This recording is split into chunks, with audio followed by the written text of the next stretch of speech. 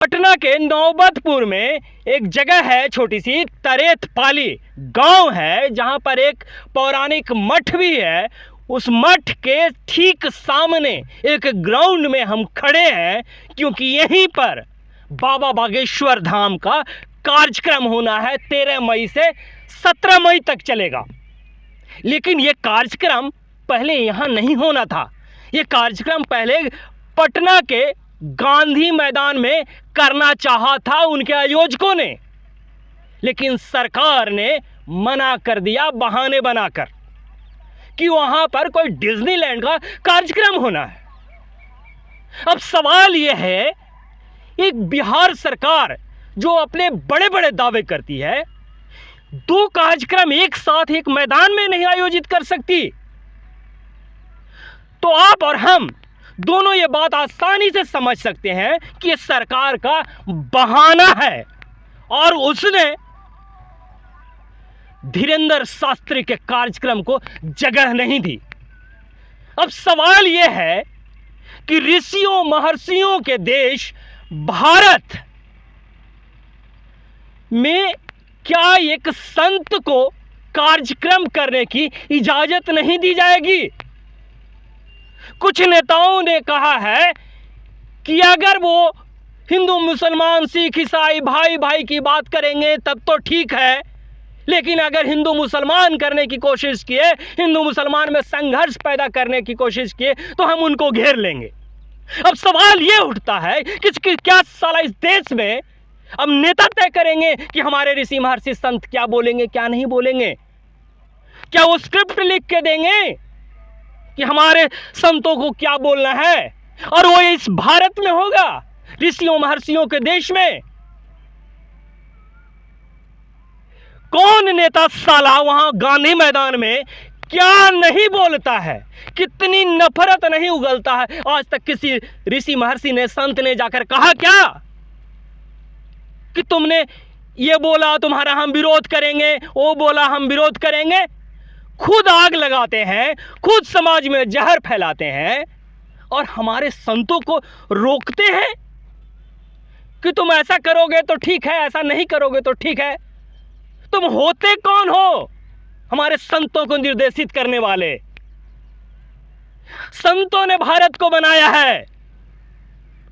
एक एक अगर नींव रखी हुई है संस्कारों की, संस्कृति की, आज जो भारत के पास है वो भारत के ऋषि महर्षियों का है। उन्होंने अपना जीवन तपाकर भारत के लिए कुछ क्रिएटिव काम किया है, कुछ अच्छे कार्य किए हैं। आयुर्वेद की एक एक खोज हमारे संतों ने, ऋषि महर्षियों ने की है, जिससे आज पूरा विश्व लाभान्वित होता है। हम सभी सुश्रुत ऋषि को जानते हैं। उन्होंने जो ऑपरेशन के लिए औजार बनाए, वही औजार आज भी मॉडर्न जमाना होने के बाद भी ऑपरेशन में यूज किया जाता है।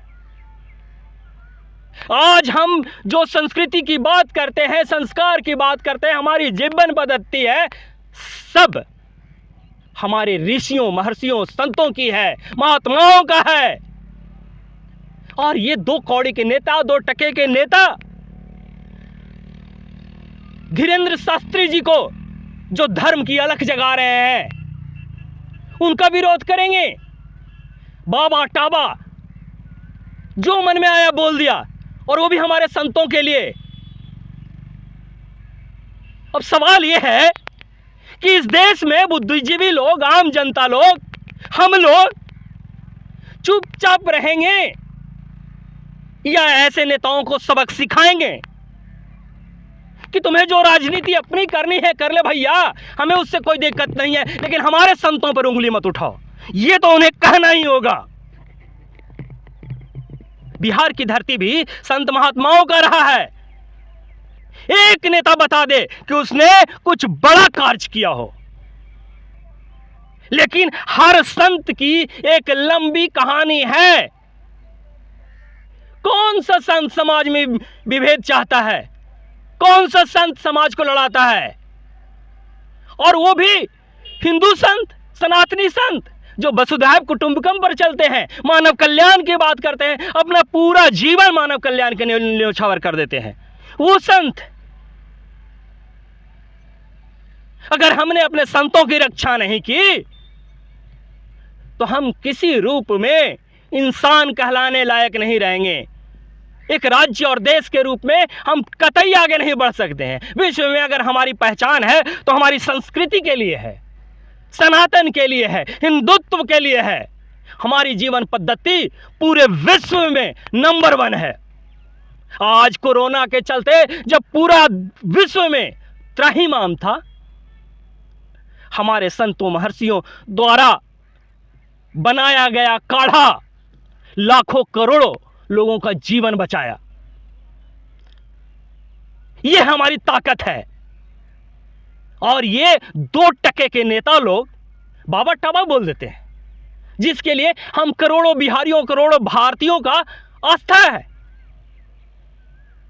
यहां भी जहां पर हम खड़े हैं नौबतपुर में, यहां भी लाखों लोग आएंगे, लेकिन लाखों लोगों की आस्था को ठोकर मार के, लात मार के ये कौन सी राजनीति कर रहे हैं? इनको भरोसा आता कहां से है कि हम चाहे जो कर लें, हम चाहे जितना भी सनातन को गाली दे लें, हिंदुत्व को गाली दे लें, हम तो सत्ता में चले ही जाएंगे, हम तो मंत्री विधायक बन ही जाएंगे। ये भरोसा उनको आता कहां से है?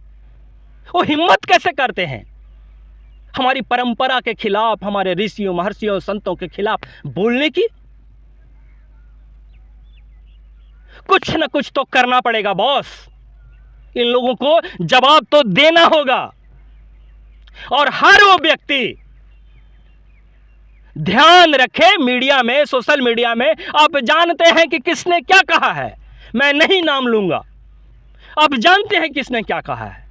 जब उसके आपके दरवाजे पर आए वोट मांगने के लिए, या उसकी पार्टी का कोई भी व्यक्ति आए, तो उससे पूछिएगा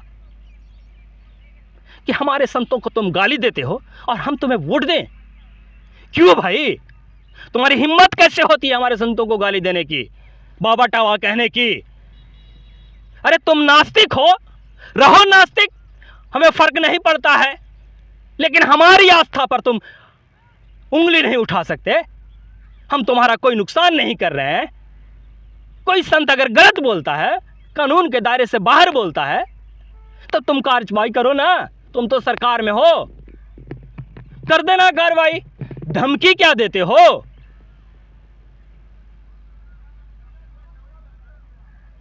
और धमकी भारत सहेगा क्या? बिहार सहेगा क्या? सहता रहेगा क्या? सुनता रहेगा क्या? ये भारत में ही हो सकता है। बोलने की आजादी है तो क्या कुछ भी बोलोगे? नेता हो तो कुछ भी बोलोगे? हमारी भावनाओं का तुम्हारी नजर में 2 कौड़ी की इज्जत नहीं है। वो भी बहुसंख्यक समाज के, आज भी हम 80% लोग हैं। और अगर तुम इतने ही नास्तिक हो तो दूसरों के कार्यक्रम में कैसे जाते हो? तब तो तुम जालीदार टोपी लगा के और पहुंच जाते हो सेवैयां खाने और गोश्त खाने। तब तुम्हारी नास्तिकता कहां जाती है? यह तुम्हारी दोगलापंथी है और यह ज्यादा नहीं चलेगी। यह सनातन का काल है, सनातन जागरण का काल है। सनातनी जागेंगे और तुम्हें जवाब मिलेगा। और उसी का काम बाबा बागेश्वर धाम कर रहे हैं, लोगों को जगाने का काम। अभी भी समय है, चेत जाओ, नहीं तो महंगा पड़ेगा। कह रहे हैं महंगा पड़ेगा तो महंगा पड़ेगा।